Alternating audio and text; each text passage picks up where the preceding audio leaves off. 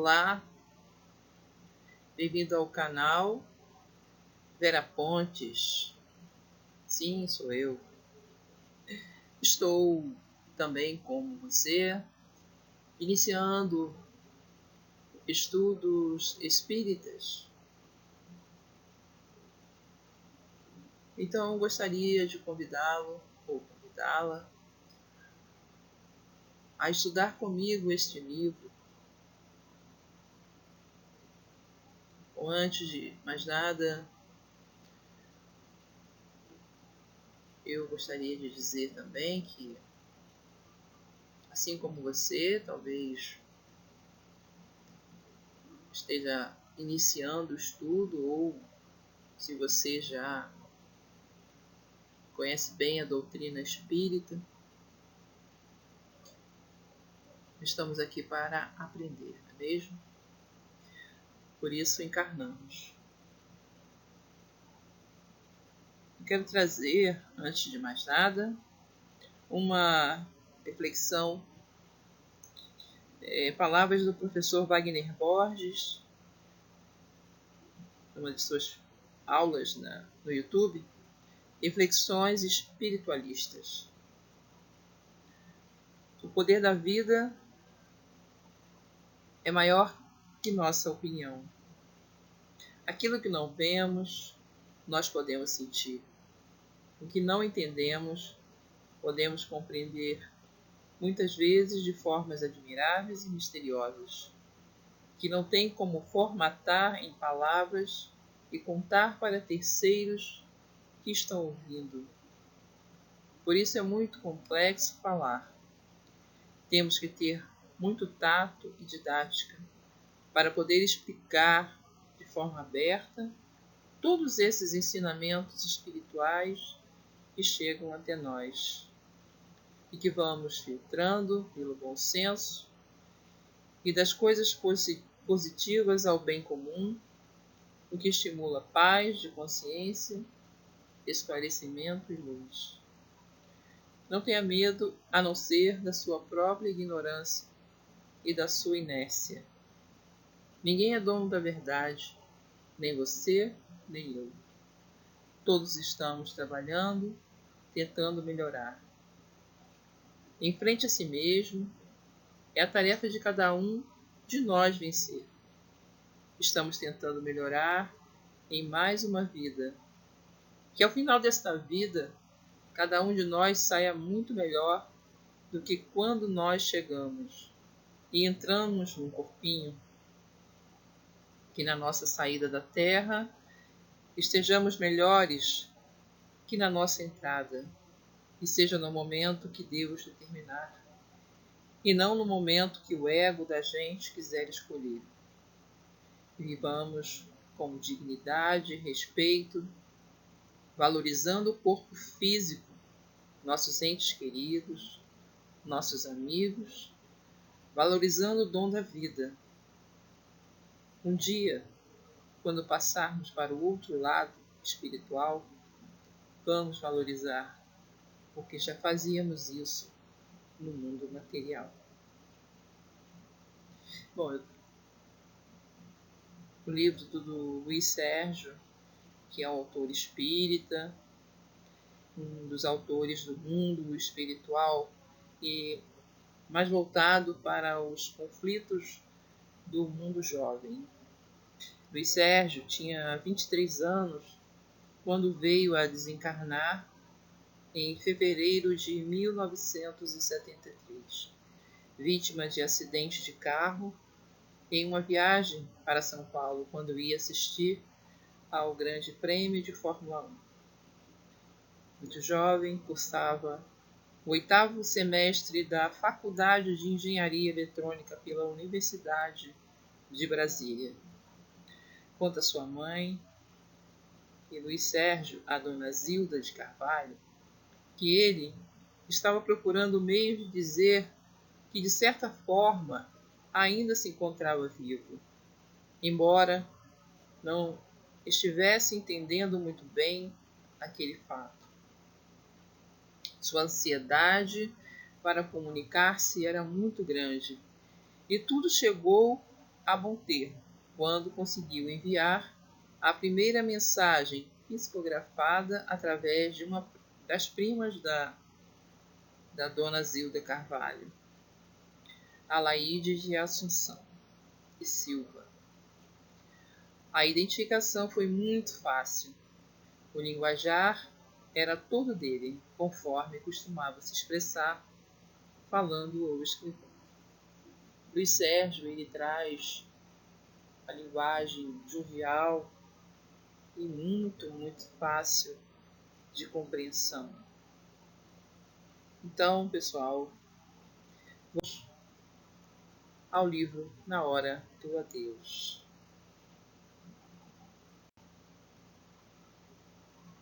Bom, ele traz nestas páginas algumas respostas sobre como amenizar as dores no momento da difícil hora do adeus. A dificuldade, os que desencarnam quando deixam o corpo físico e seus pertences materiais, como o desespero da família e amigos, influenciam neste momento e a forma de ajudar aqueles que se vão e que ficam.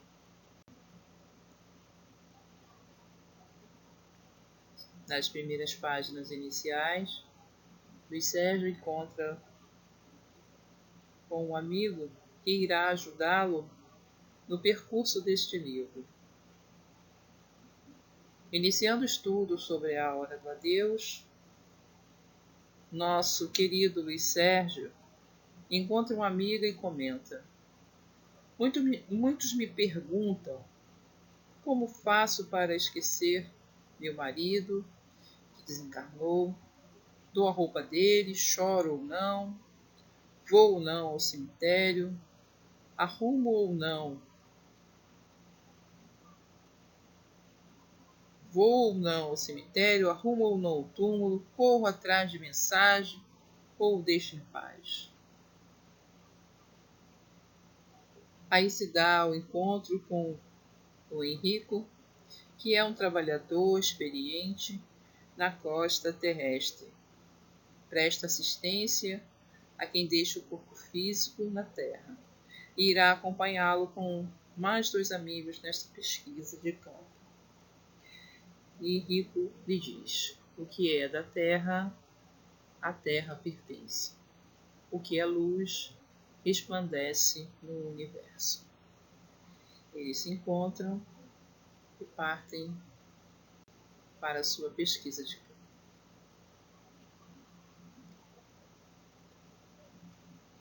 Bom, então eles se dirigem à Estação do Adeus, que é o nome ao qual Luiz Sérgio vai trazer ao longo das páginas sobre o cemitério.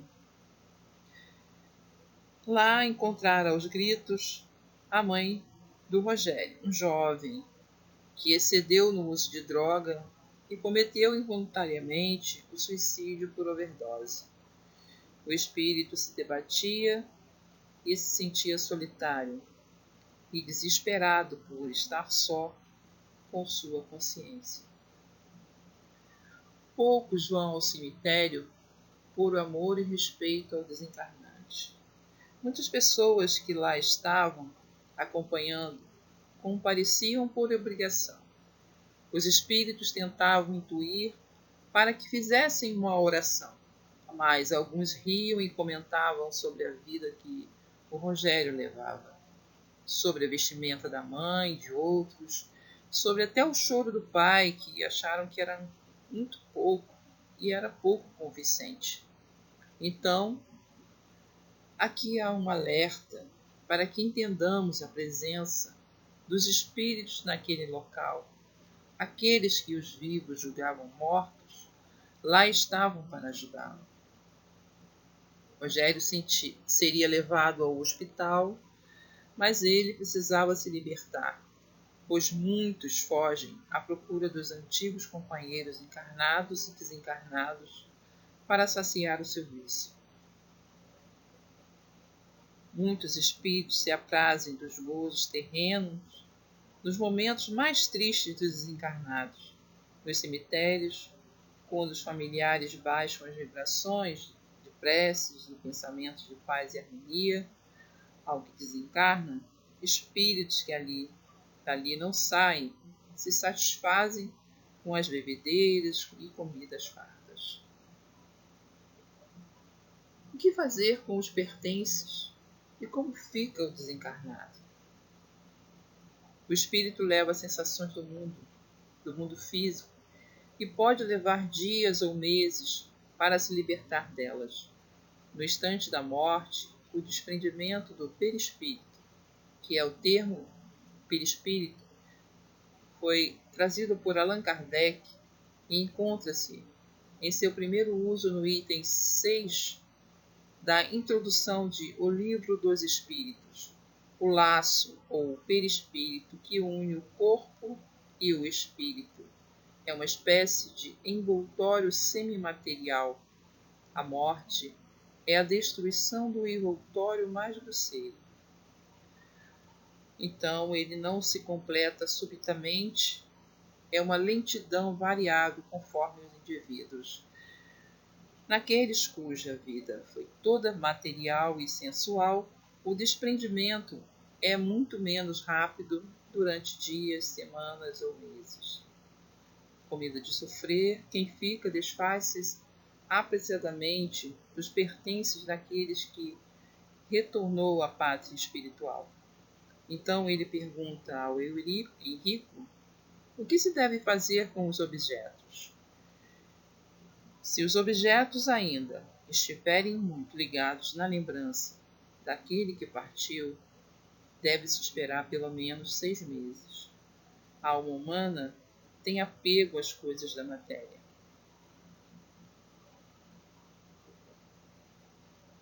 Complicado é a alma humana porque tem apego às coisas da matéria. Chore, mas não aprisione. Acreditem que ao conservar as lembranças dos que se foram, sejam elas materiais ou sentimentais, causam um desequilíbrio no desencarnado, assim como na história seguinte de Clarinha, que morrera num acidente de automóvel. Veremos que os pais mantinham o quarto conservado da mesma forma que o desencarnado houvera deixado. Até mesmo os costumes diários oferecidos, como levar as refeições diariamente. O pai pedia que a empregada doméstica levasse toda noite um prato de comida para o quarto de Clarinha. E lá no plano espiritual, tudo isso fez muito mal para ela, pois as sensações dos alimentos oferecidos causavam nela um desequilíbrio, e os pais da Clara, orgulhosos, vaidosos, apegados aos bens materiais, e a dor que hoje enfrentam é a cobrança do passado, quando Clara, após ser tratada no plano espiritual, poderá comunicar com os pais para que se conscientize no valor da busca espiritual. O que podemos ver nesses primeiros capítulos é que esse apego dos bens materiais, eles trazem muito desconforto no momento do desencarne. Quanto mais nós entendermos que tudo que está aqui na Terra é perecível e nada levamos, tudo isso na nossa consciência facilitará neste momento do desencarne.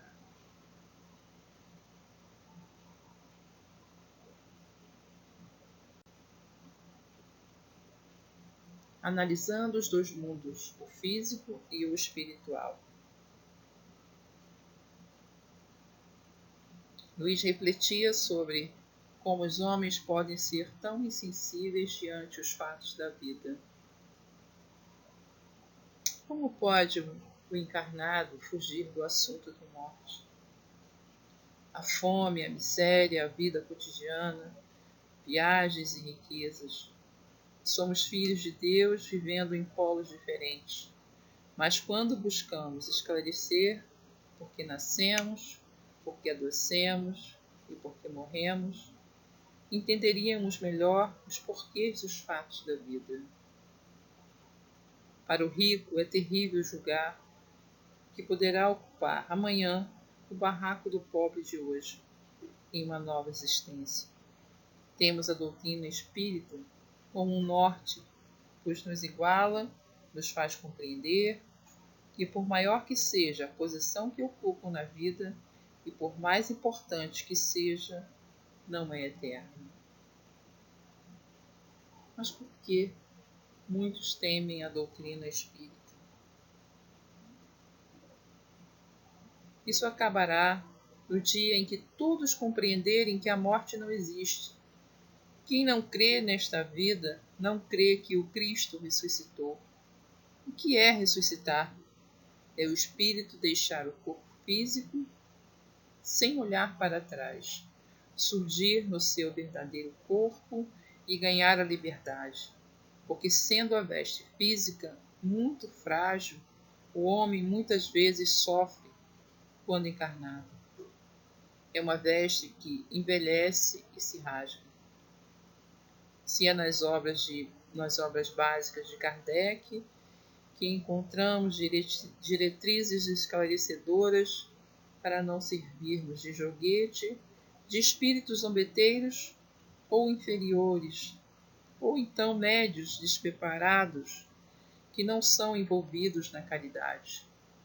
Acreditem que sim, que quando perde-se um ente querido, pensa-se logo que este que foi para o mundo espiritual irá comunicar-se logo conosco, mas isso não ocorre tão rapidamente. E por muitas vezes esses médiuns, ditos médiuns, eles acabam usufruindo, né, da fragilidade deste momento e inventa modas em que está vendo o ente querido, que o ente querido está se comunicando. Então, isso aqui é um alerta para que nós possamos ler as obras básicas de Allan Kardec, possamos entrar mais nesse universo espírita, para não deixarmos que esses médios despreparados nos envolvam nessas armadilhas, nessas artimanhas.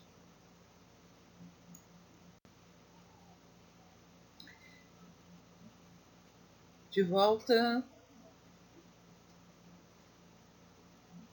ao cemitério, né, que ele chama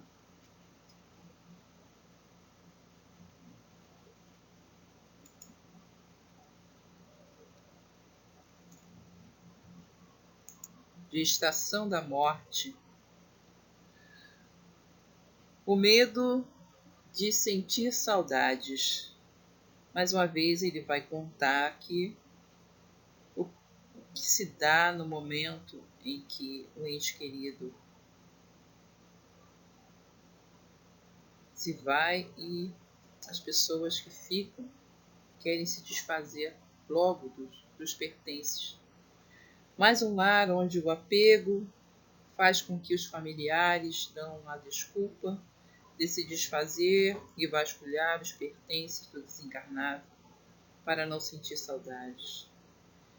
Ele vai contar a história de Síbila, que havia desencarnado por ter feito uma cirurgia plástica, que na verdade eram muitas no seu coração e suportou.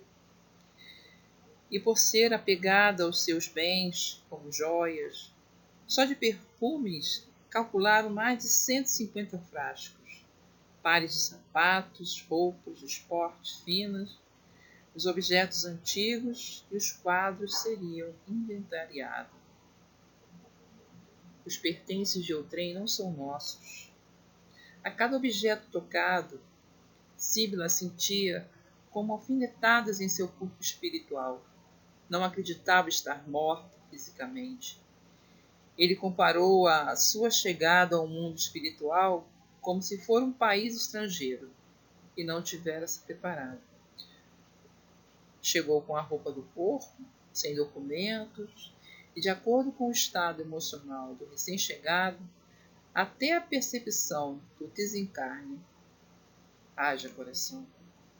Síbila, embora compreendesse que desencarnara, ainda acreditava que os bens terrenos lhe pertenciam. Agora, no mundo espiritual, relutava em aceitar a verdade. Só é cego quem não deseja enxergar. O homem é convidado a reformular sua vida, tira pouco proveito da vida terrena, apegado às coisas temporais, se lembra do Senhor somente na hora da amargura. Mesmo assim, o Senhor nunca deixa de socorrer os seus filhos.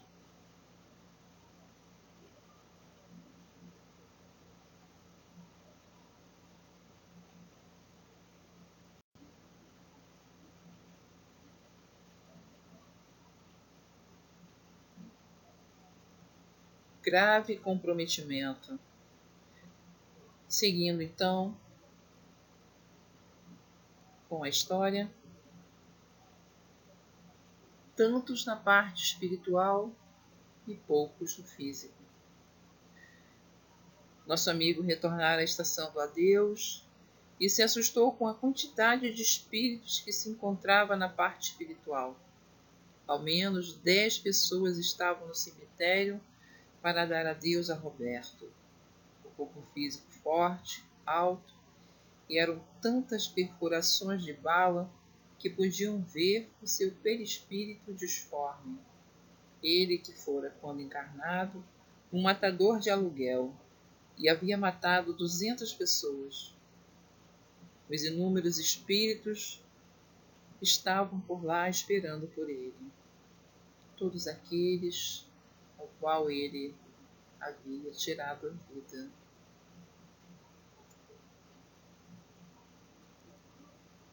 No perispírito ficou plasmada a violência de seus atos. O corpo perispiritual modela o corpo físico. Este também sofre alterações e lesões de acordo com suas atitudes e sentimentos. No caso, Roberto, ele tinha essa coisa toda de ser uma pessoa má, havia ceifado várias vidas, e essa forma de ser acabou plasmando em seu corpo perispiritual. O void é a transformação do perispírito através dos sentimentos, pensamentos e comportamentos negativos, sendo este moldado pelo corpo mental, que se adapta de acordo com a situação vivida pelo perispírito. Os obsessores desencarnados utilizam-se desses ovoides para intensificar o ser com as suas vítimas. Apenas através da reencarnação e de tratamentos espirituais, como o passe magnético, é que os ovoides poderão plasmar outra vez o perispírito juntamente com a nova forma carnal, mas trazendo consigo as marcas, as deformidades, as lesões provocadas pelos excessos. Somos o somatório de nossas experiências e levamos para o além-túmulo todas as nossas tendências, sendo elas más ou boas. A morte não santifica ninguém. O inferno e o paraíso são graus de consciência. O espírito errante habita sua nova moradia de acordo com suas afinidades. Neste caso, Roberto ficaria nesta forma, ovoide, mas podem acreditar que a misericórdia divina, é claro, com o arrependimento sincero, ele irá ser socorrido. Seguindo então com a leitura, o peso do orgulho e do despotismo. Mesmo desencarnado, estava imantado dos elementos do corpo físico. Bom, de volta à estação do adeus, Luiz encontrou um ambiente que parecia uma festa. Mais uma vez, ele comenta que o ambiente da estação do adeus, que ele chama, o cemitério, as pessoas que vão, acham que estão numa festa, reparam, ficam comparando coisas, ficam falando mal da pessoa que ali está, necessitando de uma oração. Muita comida, bebida, risos e nenhuma reza. Até jantares são oferecidos pela família. Mas assim que acaba, todos vão embora. Poucos se comprometem com a sofrida família. Uma noite inteira de oração. Poucos praticam esse ato fraterno.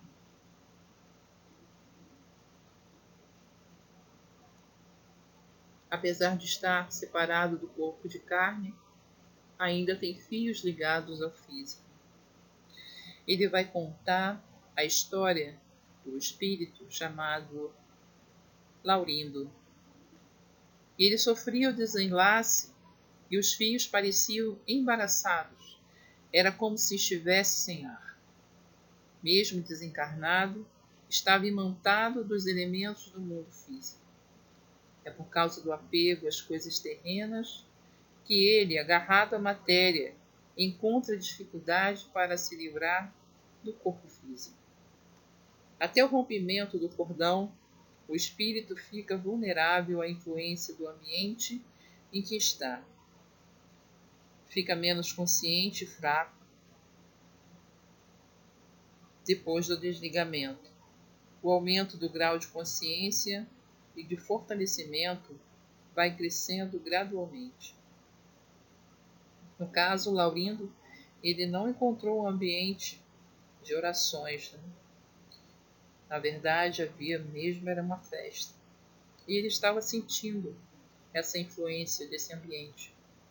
Laurindo, quando encarnado, era avaro, avarento, violento, agredia as pessoas com palavras, não levava desaforo para casa, chegava a ser mesquinho com os filhos e com a mulher. Não matou nem roubou, mas levou a tristeza e preocupação a muitos corações. Como patrão, ele era muito agressivo. Agora sozinho, sentia-se a pior das criaturas, se questionando porque não teve coragem de dizer que os amava. Porque o julgavam por gastar e de tudo reclamava.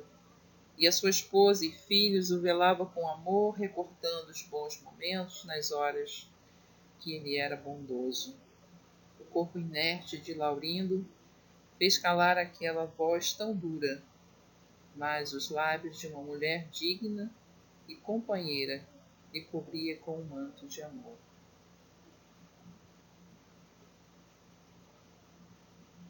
Eu vou deixar no final esse link que mostra o desligamento do corpo físico e como os trabalhadores, os enfermeiros, que vão socorrer neste momento do desligamento.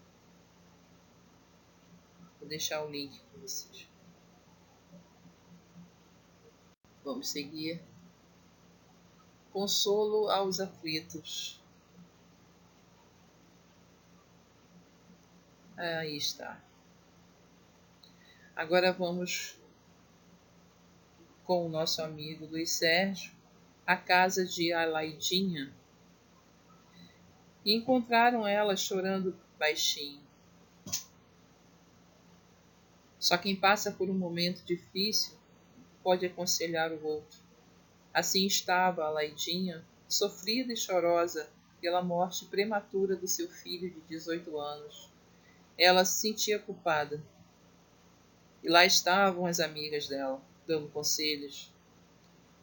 Uma dizia: Você tem que sair de casa, você tem que ir ao cinema, você tem que parar de chorar. O seu choro está prejudicando o seu filho. As amigas tentavam aconselhar, mas os conselhos, por vezes, ao invés de ajudar, deixa, na verdade, um desespero. Não chore que isso atrapalha a evolução do espírito. Você tem que sair, tem que se alegrar. O espírito do seu filho está obsidiando ela. Olha, ele está atrás dela. Foram tantos conselhos. Então Luís acrescenta, nosso amigo Luís, que a doutrina espírita é um lenço branco que deve secar as lágrimas e jamais levar ao desespero. Quando não se tem conhecimento, é preferível calar. Bem-aventurado os aflitos. Jesus não quis dizer que a dor é uma felicidade. Ele quis ensinar que bendito é aquele mesmo em aflição, tem força para buscar o Criador e jamais blasfema contra ele. Todos nós que passamos por dificuldades no dia a dia, pequenos incômodos para a alma, nas aflições, só Deus e Jesus têm condição de ajudar. Uma palavra amiga pode trazer alento ao coração. E a amiga da Laidinha disse: é fácil mandar alguém parar de chorar. O difícil é ter condição de diminuir a dor do outro. Quando se retiraram, a Laidinha abriu o livro do Evangelho segundo o Espiritismo, capítulo 5, Bem-aventurado os aflitos, e sentiu que o livro amigo era a mão de Jesus amparando-a nas suas aflições. Não muito raro é julgar a doutrina espírita como um conto de terror.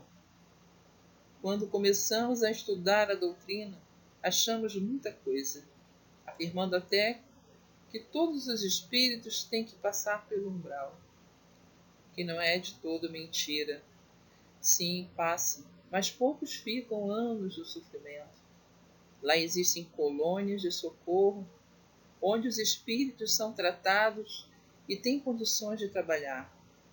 Nas outras religiões existem o inferno e penas eternas. Mas para a doutrina, que nos é a revelação, há muitas moradas na casa do Pai e os umbrais, os vales dos ovoides, as zonas de sofrimento, por onde os espíritos imperfeitos irão passar de acordo com a sua vibração espiritual. Tais lugares existem, mas junto a eles Jesus sempre está dando sua assistência. Portanto, quem está envolvido plenamente na doutrina espírita não se deve colocar a bandeira do medo à frente de todas as causas. No exemplo, a mulher que leva uma surra do marido está cumprindo com os desígnios de Deus? Acho que não, né? O filho que agride os pais é porque é um inimigo do passado? Não, não é. Existe a lei de ação e reação. A reencarnação é o encontro de tudo que deixamos no ontem, mas não quer dizer que temos que pagar nossas dívidas de forma dura. Por isso, nós retornamos com uma consciência, é claro, adormecida, para que, ao nos reencontrarmos, busquemos a estrada do amor, senão iremos nos deparar com a dor. Henrico completa dizendo: na doutrina se respeita o livre-arbítrio. Agora, nem tudo o que queremos fazer é certo.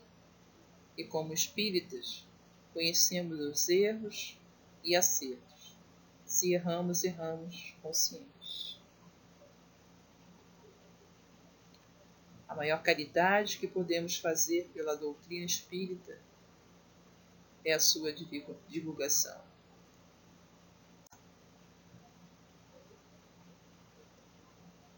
Chico, Xavier e Emmanuel.